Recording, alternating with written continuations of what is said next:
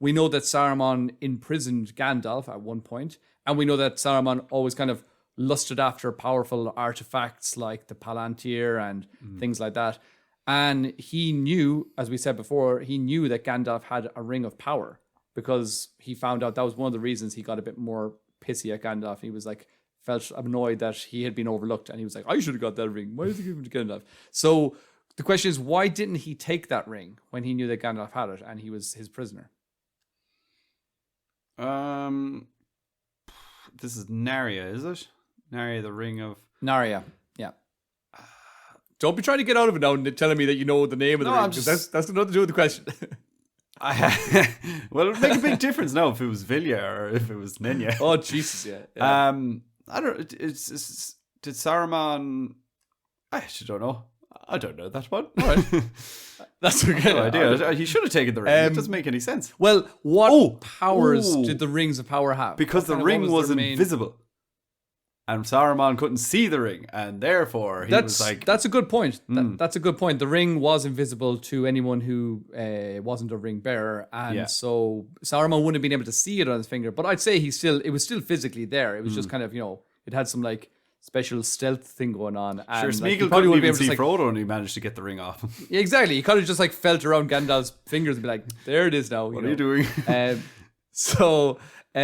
that's not that's not a good. That's not a bad answer. But so let's just think about the powers that the three rings had. The three elven rings. They didn't really have destructive powers. They were built more to restore Middle Earth and to heal it and to prolong it and all that kind of stuff. So they didn't want to. They weren't like, he wouldn't be able to take this ring and have powers to wage war against Middle Earth and try and defeat Sauron, which was his ultimate goal at this point. Yes. Is the answer because then it would be connected to the other two rings and he didn't want any of that crack as well? He didn't want to be like, oh, but then like the others have me on speed dial. You are almost correct. It's not that it would be connected to those other two. It would be connected to a different ring. The one ring. And he doesn't want... Yes. Okay. But he wants the one ring himself. Yeah, but it's a bit of a gamble. So at this point, Saruman definitely wants the one ring. Yeah. So that's his main goal. And he's also kind of aligned himself with Sauron. He's like, okay, I'm Team Sauron, blah, blah. Right. And so, but at the same time, he's saying to Sauron, like to his face, oh yeah, no worries, Sauron. I'm your guy. I'm with you. I will be, I will serve you. You will be my, master.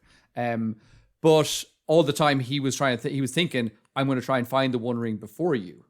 And so he knew that if he found the One Ring first, he would possibly be able to overthrow Sauron and he would rule Middle-earth. But if Sauron found the One Ring first, and then Saruman would have ended up being his servant. But also, if he had taken the Elven Ring and Sauron got the One Ring, then Sauron would have been like, oh, I can see your mind. I can see your thoughts. Your plan is to overthrow me.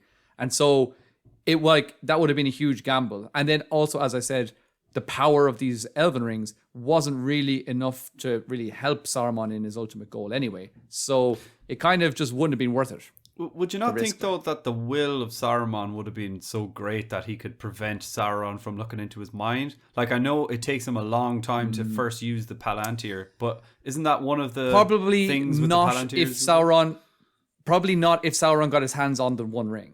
Okay. That would probably just make him too powerful for anyone. And definitely would have made him too powerful for Saruman, even though Saruman had incredibly strong will and was, all of his powers that he had. But would you not think Saruman is thinking, well, if Sauron finds the One Ring first, then I'm screwed anyways, because he's going to be the leader, then my ambition of getting the One Ring is gone. So I may as well get this One Ring that connects to the One Ring, and then therefore that will help me in my pursuit of it. I don't think it would help in his pursuit of it at all. I don't think it had, because the One Ring controls the three Elven Rings, not vice versa. I know, but But now what you were saying there was that the thing is, there's a very big difference between Sauron getting the One Ring first and then continuing on as if nothing happened, kind of saying, now I have the One Ring, fantastic, and my trusty Saruman is here beside me. He's my lieutenant. He's my first in command.